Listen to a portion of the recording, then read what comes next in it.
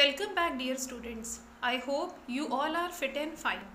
Children, today we are starting with part 2 of the video New Empires and Kingdoms. Now first of all, we are going to understand about Harshvardhana. Who was Harshvardhana and who has wrote about Harshvardhana and his dynasty. Harshvardhana ruled 1400 years ago. His court poet was Bana Bhatta, and Bana Bhatta wrote about Harsha in his biography Harsha Charitra. Harsha Charitra was written originally in Sanskrit, which tells about Harsha's ancestors, and Harsha was the last ruler of this dynasty. Now we are going to understand about his capital cities. Now here in this map you can well understand about the empire of Harshvardhana. Harshvardhana Empire was marked in a dark color, and here in this map you can see that almost all the North India and as well as the eastern part of India till the middle part of India is all covered by Harshvardhana, and all this comprises the Harshvardhana Empire.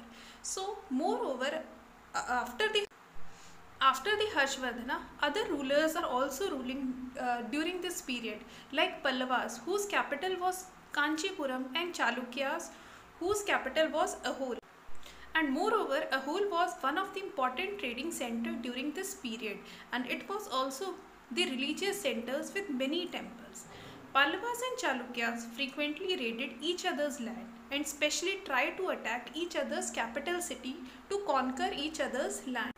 So if we study more about the Chalukyas, the best known Chalukyan ruler was Pulikeshin II, and we know about him from his Prashasti, which was composed by his court poet Ravi Kirti. Prashasti tells us about Pulikeshin's ancestors, about his 4 generations which ruled during this period. Pulikeshin got this kingdom from his uncle. Now here in the slide we are going to understand about the conquest of Pulikeshin II. According to the Prashasti, which was written during this period about Pulikeshin, tells us about the expeditions that he took place both in the eastern and western side of India. Moreover, he also took the advances of King Harsha. He was attacked by Pallava king, who took shelter behind the walls of Kanchipuram. Although he tried to control almost all of the empires in India, but his victory was short-lived as new dynasties like Cholas and Rashtrakutas started arriving in India. So we can well understand that many new provisions were started during this period, like many administrative posts were started creating, and that posts were hereditary. Hereditary means that after the father, the next post, the same post was later went into his son. Similarly, it was also seen during this period that many posts were same person was hold many posts during this period. It means that same offices were held by many person.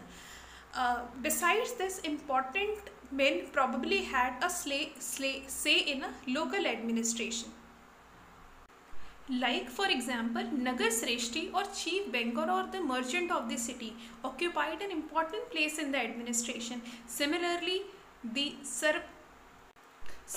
Sattva or the leaders of merchant caravans, Prathama Kulika or the chief craftsmen, these all persons occupied an important say in the local administration. So I hope that you all have understood the second part of the video explanation of this topic, New Empires and Kingdoms. Thank you, dear students.